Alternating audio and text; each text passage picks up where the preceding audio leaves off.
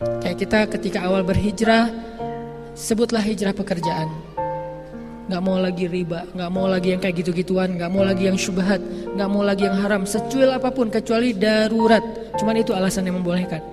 Dan ini belum jadi darurat, akhirnya kita tinggalkan. Apakah kita akan langsung dapat usaha dan langsung kemudian survive kaya, punya profesi yang luar biasa? Kayaknya SOP-nya gak kayak gitu deh. Awalnya justru kita langsung diuji dengan lapar dulu, pendapatan gak sebesar yang dulu, jadi berhemat, gak bisa entertain, gak bisa jalan-jalan, dari keluarga juga mulai ada sedikit guncangan. Apa yang membuat kita bertahan dalam masa-masa kayak gitu? Hati kita. Kalau kita gak yakin sama Allah, Allah gak akan nolong hati kita, akhirnya kita balik lagi, apa nih maunya Allah? Ada yang kayak gitu. Dan lapor ke saya lagi curhat, Ustadz saya pengen nanya. Nanya apa Pak? Apa sih maunya Allah? Kok nanyanya ke saya? Nanya ke Allah dong.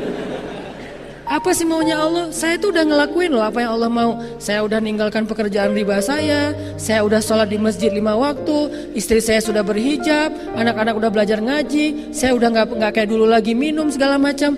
Tapi kok hidup saya kayaknya makin susah nih. Nah, dia nggak berakar dengan Allah di hatinya. Dia hanya mencari yang mudah buat dia dan menguntungkan. Dan itulah yang disebut dengan iman ala harfin. Imannya berada di pinggir. Sedikit saja ada guncangan langsung terperosok. Itu iman yang kayak gitu. Karena SOP-nya bukan kayak gitu. Jangankan kita, Bilal lebih soleh dari kita. Khabab lebih soleh dari kita. Siapa lagi yang disiksa? Sumayyah lebih soleha daripada kita. Masyidah lebih soleha daripada kita kan. Ashabul Ukhdud yang dibakar hidup-hidup di dalam sebuah parit lebih soleh daripada kita. Kenapa mereka diberlakukan SOP yang sama? Apakah Allah gak tahu isi hati mereka? Tapi emang kayak gitu sunnatullah teman-teman. Perjalanannya emang kayak gitu dulu.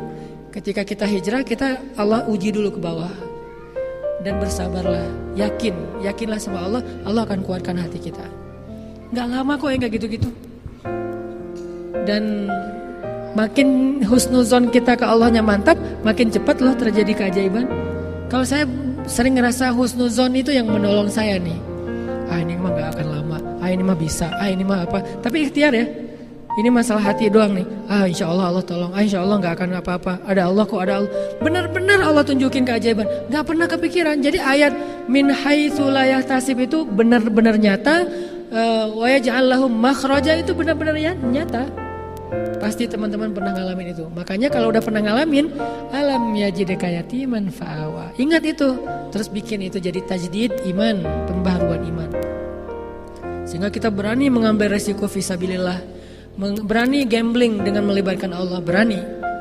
Selama itu fisabilillah, gamblingnya itu di jalan Allah. Gambling jalan Allah gimana? Ninggalin yang haram menuju ke yang halal walaupun sedikit beresiko. Itu namanya gambling fisabilillah. Kan mengambil resiko kan, kayak bertaruh gitu. Kalau bertaruhnya pakai nama Allah, tenang weh, la tahzan. Allah nggak akan ngecewain kita kalau kita pakai nama Allah. Termasuk menikah nggak punya modal, termasuk seorang perempuan menyerahkan dirinya, hatinya kepada seorang laki-laki yang nggak punya modal. Gambling banget kan, ngambil resiko banget. Tapi dia tahu laki-laki ini orang yang beriman dan bertanggung jawab. Beriman dia ke Allah, bertanggung jawab kepada manusia. Artinya dia mau berikhtiar, mau bekerja. Maka tenang.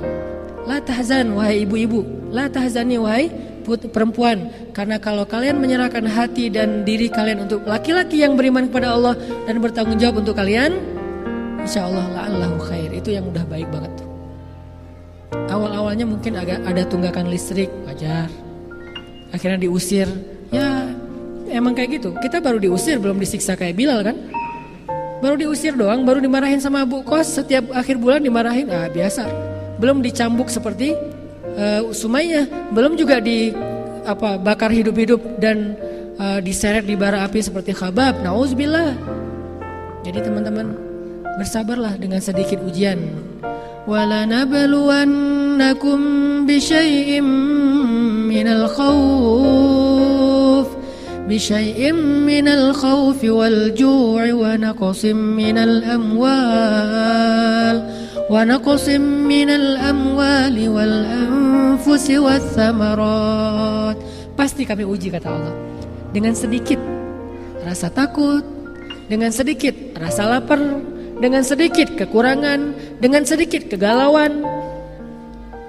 Wabasyiris sabirin. Tapi sampaikan berita gembira kepada orang yang sabar. Jadi tidak ada balasan dari kesabaran kecuali berita gembira. Nggak ada balasan dari kesabaran kecuali keajaiban. Nggak ada balasan dan kesudahan dari kesabaran kecuali kemenangan. Dan nggak ada yang lain.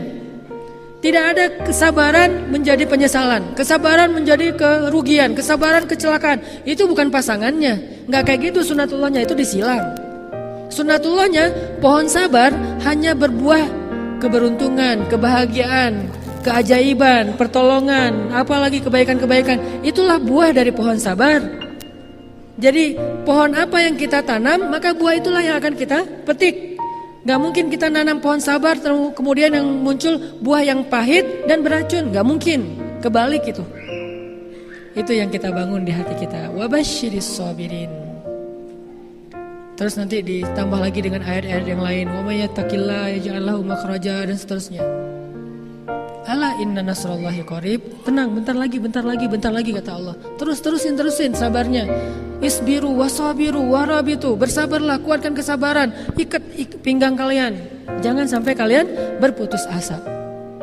Akad di sini. Baru nanti Allah tunjukin. Makin besar kesabaran kita, makin besar keajaiban dalam hidup kita.